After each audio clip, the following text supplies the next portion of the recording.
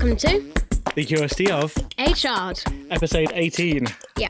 It's been a while. Yeah, sorry about that too. We've been really busy with lots of activities and summer holidays and everything. That's the main reason, I think, it's the summer holidays, isn't Yeah. it?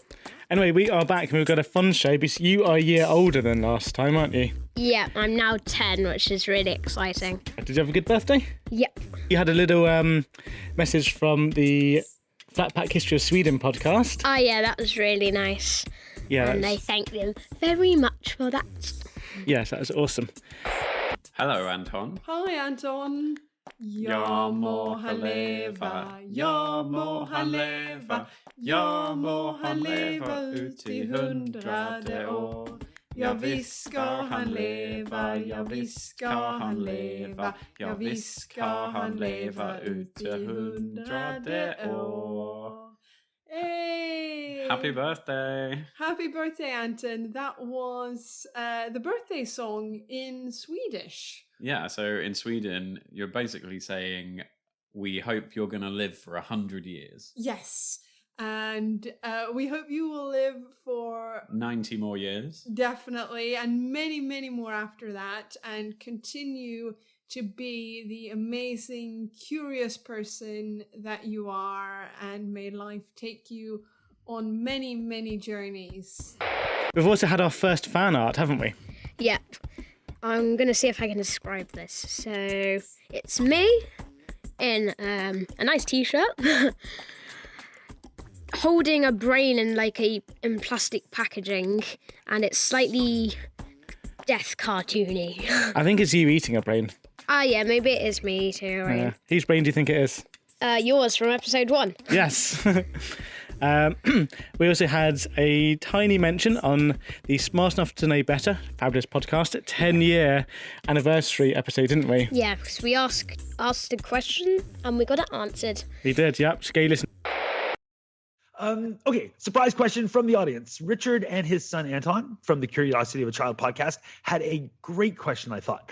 What is the biggest change in science you've seen during the time of SC2KP? Like a discovery, some understanding, a change of perspective. What would you guys say? Like, what stands out? It's 10 years. You guys have been talking about science. It's got to be a greatest hits here. What do you think is the biggest change in science? For me, Great podcast. Smart enough to know better.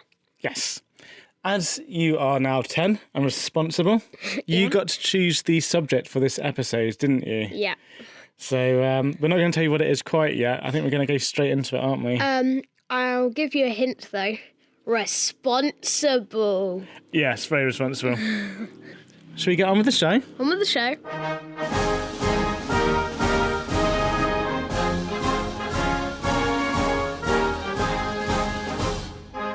Have you ever heard of Monsieur Joseph Puyol? No. Okay, his stage name was La Petitman, which combines the French words for to fart and maniac. So he was a fartomaniac. So you might have already guessed today's theme from that, but we're not going to just be one of these podcasts that just giggles and laughs at all of this. We've got some hard, science and some history, haven't we? Mm-hmm. Okay, so this famous flatulist, he was born in 1857, and he came to fame as the star attraction of the Moulin Rouge in 1892. And his act included mimicking the sound of cannons and thunderstorms. And he also played some famous French songs as well from his bottom. It's quite an impressive skill. Yeah. I think you'd be quite good at that. That's not very nice. And the rich and the famous, they came to see him. So even royalty, so the Prince of Wales and King Leopold II of Belgium Wow. went to watch him. So he was that famous. He was like the main attraction there. However, in 1894, he was fined 3,000 francs when he put on an impromptu show to help one of his friends who was struggling with money problems. And this broke kind of his contract with the Moulin Rouge. And he was, so like I said, he was fined 3,000 francs. So that's about £47,000 in today's money. Wow. A lot of money just for a bit of blow-off action Yeah. outside work. This disagreement in the end caused him to leave the Moulin Rouge, and he set up his own travelling theatre. And it's during this time he developed his act further. And a favourite piece of his was a rhyme about farm animals where he would produce the animal sounds with his bum. So can you imagine something like a McDonald's with a here and a there, here, there, everywhere. We should release this. Right. Yeah. Okay. And he could even blow out a candle from several feet away. Wow, that's got power. So what's this tell you about his farts? They were not real farts. No. Dun dun dun. But how do we know that? You can set farts on fire. You can, yeah. Exactly. What Matshishkapeu could do was breathe with his bum. So he could actually suck air up his bottom. And he discovered this as a young boy when he was down the beach one day. And he was in the water and he noticed a rather cold, tingly sensation in his bottom. And he had managed to kind of slurp up some seawater. And from there he discovered his act. Hey, butt pump. Yeah. Farts are made of several gases, including methane and hydrogen. Both of these are explosive. Yeah, so we've got a little video here for you, Anton. Yay. Ooh. Are you ready? Yeah. What's happening in this video? Basically, there's somebody who's got a lighter, and they hold it up next to their bum, and then they went, and then it. Yeah, it's a big explosion. It's the Yeah. only way to describe it. Yeah. Very dangerous. Do not light your farts, please, listeners. NASA were really worried about astronauts farting in spaceships. They thought it could be a fire risk. They did some experiments to help to find foods that caused people to fart less and test how much gas the astronauts would produce. That's right. So do you know how often we fart? Most people fart from 14 to 25 times a day. That's 0.6 to 1.8 litres of gas every day. But some will do it far more. A study by the University of New South Wales in Australia found that men generally fart more than women, with some doing it over 50 times a day. Don't look at me. You were the one who looked at me. I thought I had to look at you. According to the Guinness Book of World Records, the longest blow-off lasted 2 minutes and 42 seconds. It's quite impressive. Yeah, that's long. But do you know where all that gas comes from? There's a lot there. When we eat, we swallow oxygen up to 10 millilitres. Eating fast can cause you to swallow more, and this goes into your intestines. A study found that 30 litres of gas would pass through our intestines each day, but most of this is absorbed into your blood. Without this gas, we'd die. Our intestines are also full of bacteria. As they help digest and break down the food, they create different gases. Different foods and bacteria also make different gases, so what you eat affects your fart. Okay, so what you're basically saying is that we are farting bacteria's farts. Yeah. Yeah, there's a lot of chemistry going on inside your body. So we can have up to 2 kilograms of bacteria inside our guts. That's heavy. That's a lot, isn't it? Yeah. And they can ferment up to 40 grams of complex carbohydrates each day. Now, 40 grams doesn't sound like much, does it? No, it's less than a bag of sugar. Yeah, much less than a bag of sugar. Yeah. Yes. But for every gram of carbohydrates, they can produce roughly a third of a litre of hydrogen. Mm-hmm. So hydrogen's one of those explosive gases, okay? Yeah, as we saw earlier, so it's methane and hydrogen. Mm-hmm, that's right. So as you know, hydrogen's flammable. But do you know what else burns hydrogen? Things something really big and hot. The sun? Yeah, that's right, the sun, so stars. So I guess, theoretically, if you eat enough stuff and create enough gas, your bum might ignite, and it could end that saying that where the sun don't shine, because it would be shining. Anyway. But the more realistic danger with farts is not really the explosive gases, but the smell of the gases. Ah, like silent killers. Exactly, yeah. So do you know anybody with smelly blow-offs? You. I think yours are worse. Anybody else? Not really. So I work with a couple of people, and they're definitely on the more dangerous end of the scale Okay. with their abilities. And actually, a couple of them installed an app on their phone which records them whilst they're sleeping. Yeah. And they discovered more than speaking in their sleep, they flatulated in their sleep. Yeah.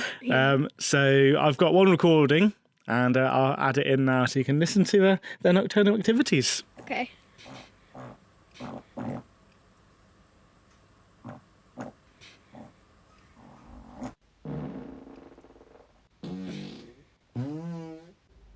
Now, you're pretty good at loud blow-offs, aren't you, I reckon?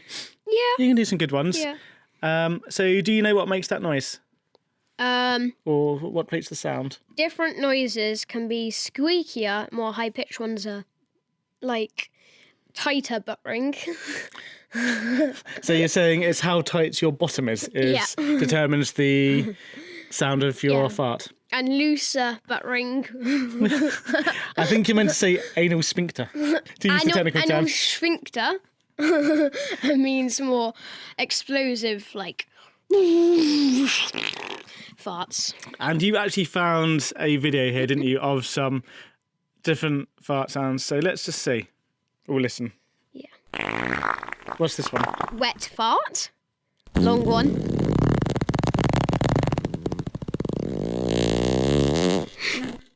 Sharp one.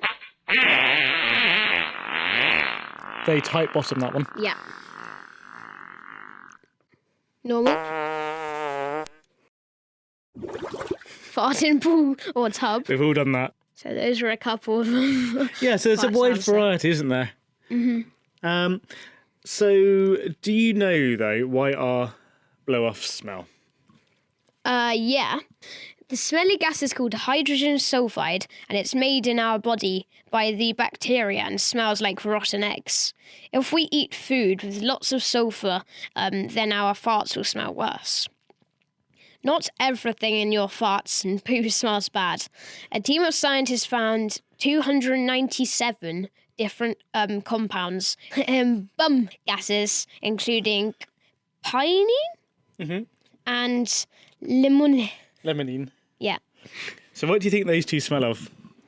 Pine needles on pine cones and lemons. Yes, they're quite nice. Remember when we went for the walk around the reservoir the other day? We could smell the pine needles, couldn't we? Or maybe something else.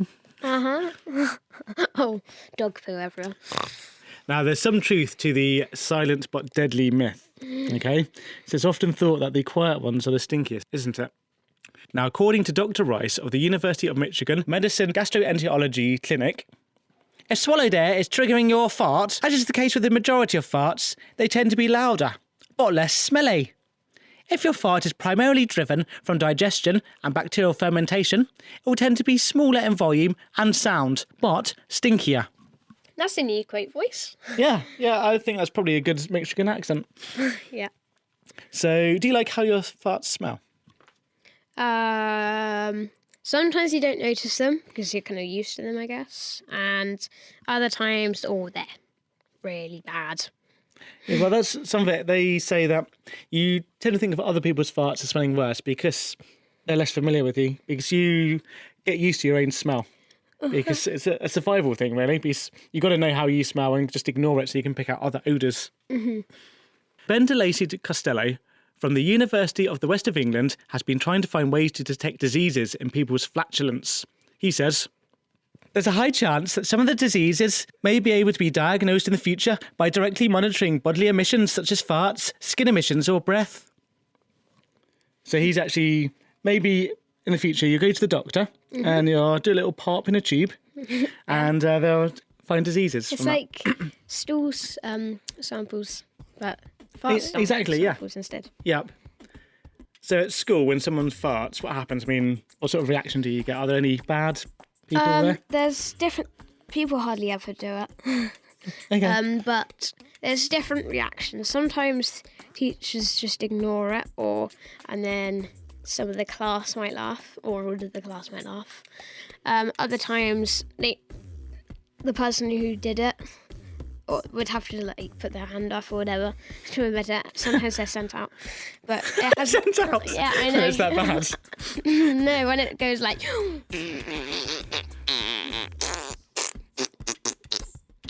Almost like they're deliberately trying to get a few extra bits out. Yeah. I thought I'd look at how different people and cultures around the world have viewed farts at different times through history, and were they seen as bad then as they are today? Now, apparently, anthropologists are afraid to ask about farting. Now, do you know what an anthropologist is? No. Well, basically, they kind of study what it is to be human. So they look at how people live. So like a human doctor.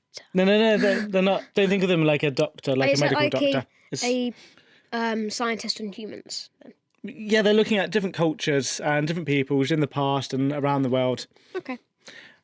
Just to understand other maybe common traits or differences between people. What makes humans human?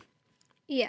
So one such anthropologist, Kirsten Bell, who I made sure to pronounce her name properly as she's often called Kristen Bell, wanted to learn more about farts, but she found very little prior research, but she was determined to find out more. So to quote her, "Call it an insatiable curiosity about the human condition. Call it a Freudian anal fixation. Call it what you want. But I, for one, am not willing to let the matter rest there." So she's really determined to get a cultural understanding of farts. What she discovered is that farting is almost universally reviled.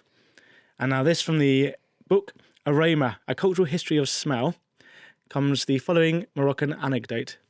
"It is traditionally held that breaking wind inside a mosque will blind or even kill the angels therein." Wow. So pretty deadly. Now, farts are closely associated with harmful spirits and aren't jinn often shown as fiery forms? So I'm wondering if maybe somebody's been lighting their blow-offs. Yeah. And then they had real spirit in their part. Yeah, exactly. And what they would actually do is mark the location where the blow-off happened with a small pile of stones, which would trap the evil spirit. Mm-hmm. Which brings me on to this shocking picture from the coastline of Guernsey. What does that tell you? Can you describe that picture and what it is, please? Lots and lots of stone towers. They're the stones that people stacked up along the coast for like the lockdown, isn't it? Yeah. So what it is, it's a photo of piles of pebbles that have been stacked up, maybe 6, 7, 8 tall, which was very popular around the coast of the island for a while. Do you think that these were put there to stop farts or not? No. Now, there was a story going around a few months ago that coronavirus could be spread by farting. So I was thinking perhaps that was why Guernsey is pretty much clear of corona now, is thanks to our stone pillar protective piles that help to stop corona farts coming into the island on the wind. Yeah. Now, from one small island to one massive one. So what's our favourite delicious cuisine from Papua New Guinea? Long pig. Exactly, so what's long pig? Humans. Yeah. Okay, so some of the local islanders were, in the 1700s, very offended by Dutch sailors whose flatulence caused shame and contempt. So it's okay to eat people, but not to fart. Yeah, okay. Actually, sorry, not everyone in Papua New Guinea is a cannibal. Honest. So, do you know who Pythagoras was? He was a Greek philosopher. What's he famous for? Triangles. Exactly, triangles. And he was pretty clever. But he thought that a person's soul was in their breath. So that if you pushed hard enough, you could fart out your soul. Now, of another story, this time from Jerusalem, 44 CE. Now, according to historian Flavius Josephus, during a Passover feast, an irreverent Roman soldier lowered his pants, bent over, and spoke such words as you might expect upon such a posture. So, did a blow-off. So what sort of response do you think this might have caused? So Passover is a really important ceremony and festival for Jewish people. And Jerusalem's like the home of the Jews, yeah? So what sort of effect? Maybe there's an entirely new story added to the special book about wonderful farts. How about the opposite of that? There was a story taken away from the special book about okay. terrible farts. Right, shall I tell you what happened? Okay. It caused a riot because the feasters, they desperately wanted to catch the perpetrator, or maybe the pumpertrator. And they hurled stones at Roman soldiers, who in turn called for reinforcements. And in the ensuing chaos, 10,000 people were killed due to one blow-off. I think tensions might have already been quite high there. Yeah. Now, after that, I think we need something a little bit more fun, because that's a bit bleak, isn't it? Mm-hmm. So, do you know the oldest joke ever discovered? No. Do you know where it's from? No. Okay. Well, it's from Samaria, and that's in modern-day southern Iraq. Mm-hmm. Which we have to remember is one of the cradles of civilization. Mm-hmm. And the joke goes, something which has never occurred since time immemorial, a young woman did not fart on her husband's lap. How do you rate that? No idea what it means. A young lady sitting on her husband's lap. Mm-hmm. They've always gone, or something. It hasn't not happened. Okay. Okay. You didn't really like that one? Now, I've got a Wikipedia page I'm going to show you here. What's the name of this football team? FL Fart. That's right, they are a Norwegian football team. This is a Norwegian king. What is his nickname? Einstein the Fart. That's right. And I think in Norwegian, fart means fast. Oh, and I guess FL was like football club translated into English. So football club fast. Mm-hmm. Now, I do quite like, here's a little emblem of him, and he's being knocked off his ship there. Oh, that's nice. Yes, he was a Norwegian king. He's fast at diving then, I guess. Now, I've got a rather large picture for you here, which I want you to describe, okay? Now, let me zoom in a bit. Ooh. Oh, that is quite a long picture. Yeah, so this is a old Japanese scroll, but can you just kind of give a brief description of what's happening? Lots of Japanese people with lots of fart power everywhere, and also for this superior power of their epic farts. Well, then it looks like they're having a bit of a battle, isn't it? Yeah, fart battles!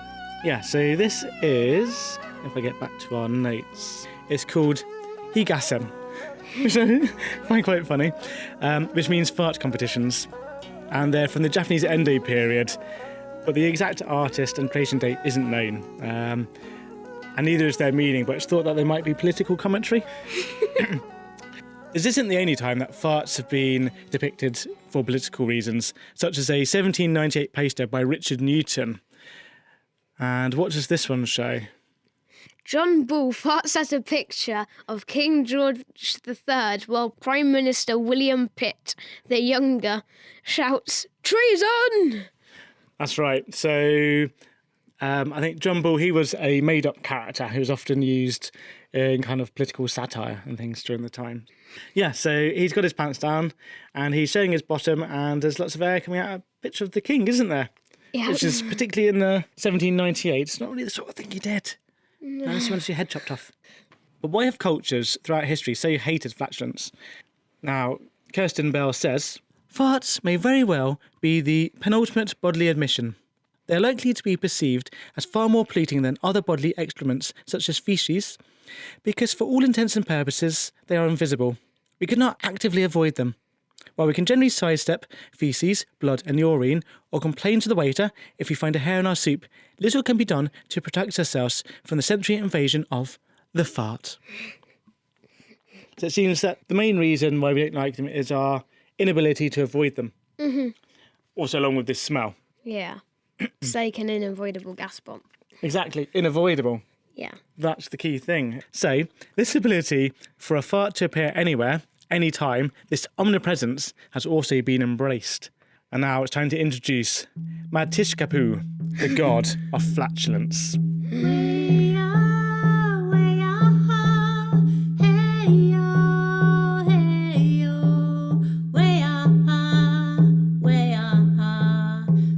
Now, the Innu Innu people live in northeastern Canada, and they've populated those lands for thousands of years. So I have a map here, so you can see this is Canada, yeah?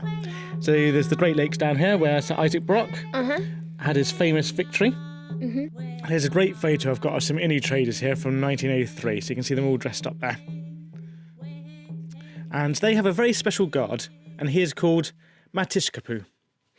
And of him it is said, "He is everywhere, both inside the tent and outside. He is always with you, no matter where you may travel." Yes, that's a good description of farts. It is, isn't it? Yeah. And he is their most powerful spirit. And in one story, there's the caribou master. He's one of their other kind of gods or spirits. And he refused to give Matshishkapeu any caribou to eat. So in response, Matiskapu gave the caribou master really painful constipation until he gave in. Ooh. And here's a picture of him. That's like he's getting his fire orb, and fart orb, and he's launched it at. I know, it looks like flames. It's a stick man with almost flames coming out of his bottom, isn't it? Yeah. Matiskapu literally means a farting man. But rather than greeting flatulence with disgust, the Innu people see farts as important and often humorous messages. Every break of wind must be listened to very carefully to understand what's being said, but its utterances are usually cryptic. When an unexpected parp interrupted camp life, a specialist interpreter would be called in and he would question everybody present to try and understand what was being said in the fart. And I don't know if they just went by the sound or if they also used the smell rather, as an important part of it. So what do you think they would have made of Monsieur Joseph Pujol? I think he wouldn't have been told off and fined or sued of all that money, and he would have been like their special person. He would be a demigod. Well, he'd be like maybe like a shaman, because he'd be Yeah. able to talk with the spirits. But magician. Yeah. And that's it. That is the science and history of flatulence. That was very good. So you enjoyed that as your topic choice, did you? Mm-hmm. Do you think you've learned lots of new things? Yeah, definitely. Excellent. Do you have any ideas for your next topic? Not really. I'm pretty sure I had one. Oh yeah. I think we might do avocados. Okay, I know why. We might do avocado sometime. Yeah. Anyway, thank you again for listening. We've got a website now, haven't we? Yep. And it's called thecuriosityofachild.com. That's right. So you can visit us there and email us or follow us on Twitter at... CuriChildPod. That's correct. And yeah, catch up on the other episodes. Please leave a review as well. Yeah, and we'll be sticking a few other things on there, like any other ideas we come up with, really. And if you happen to be our big Romanian fan who seems to have binge listened to all the shows, please say hello, because we want to know who our fans are. Yeah, that would be really good. And then we can send you all the merchandise we're doing and then all of that stuff. Okay, I better get making merchandise then, hadn't I? Yeah. We've got some nice ideas, actually. Anyway, thanks once again for listening, and I hope you enjoyed Anton's episode on flatulence. Farty, farty, fart, fart. And on that note, thank you and goodbye.